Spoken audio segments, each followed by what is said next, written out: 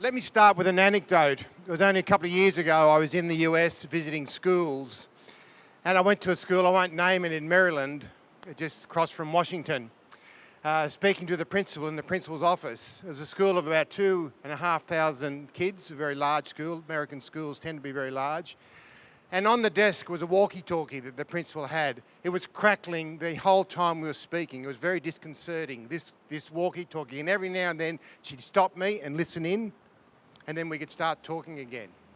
When we went for a visit around the corridors of that school, these are the rules.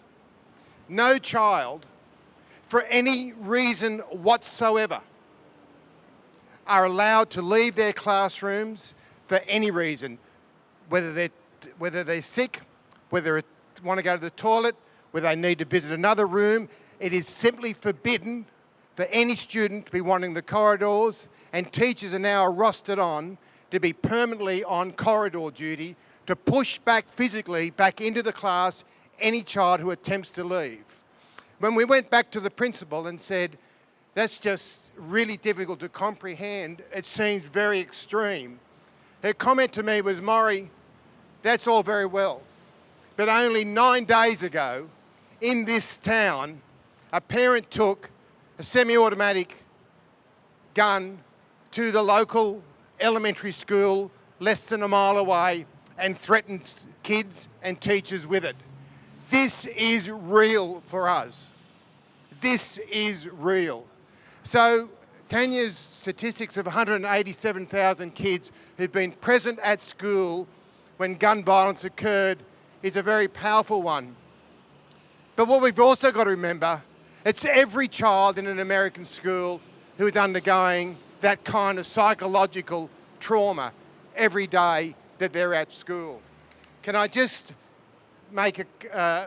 give a couple of messages that are very important?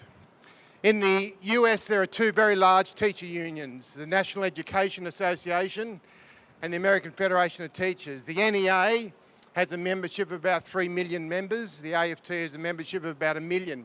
These are the two unions that cover all teachers working in American schools, and they've been at the forefront in trying to support their teachers. They've also been two unions that have borne the brunt of most of the anti-union laws in the US because they are well organised and they're articulate and they pose a threat.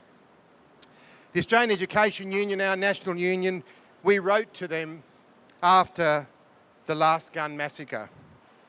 Dear Lily and Randy, as two women lead these unions, I write to you on behalf of the Australian Education Union members to express our condolences to educators, students and their families affected by gun violence in the US schools. Students and educators across the USA have shown courage and leadership in this debate, and we commend you for that. We would like to express solidarity with your position that educators should not be armed to prevent violence, and instead action should be taken to prevent harm through greater regulation of guns.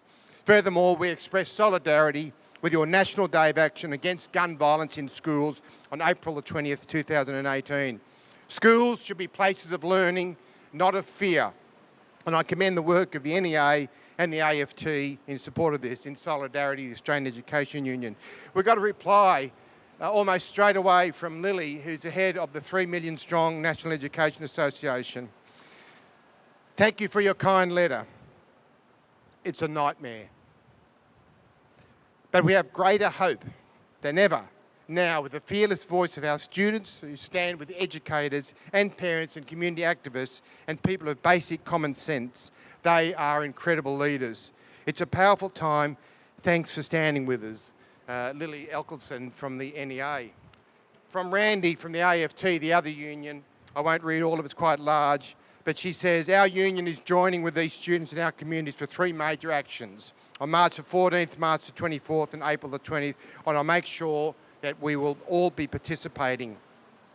And they're part of a broader coalition of organisations. The teacher unions over there are joining with their students and encouraging their students to fight against the NRA and the blood money that they pay the American politicians. That's effectively it is, and it's the blood of young children that they're paying with.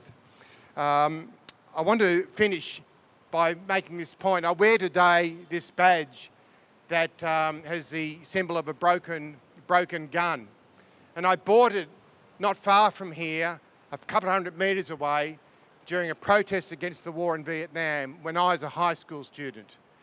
And I remind young people today, it was young people who stopped that war.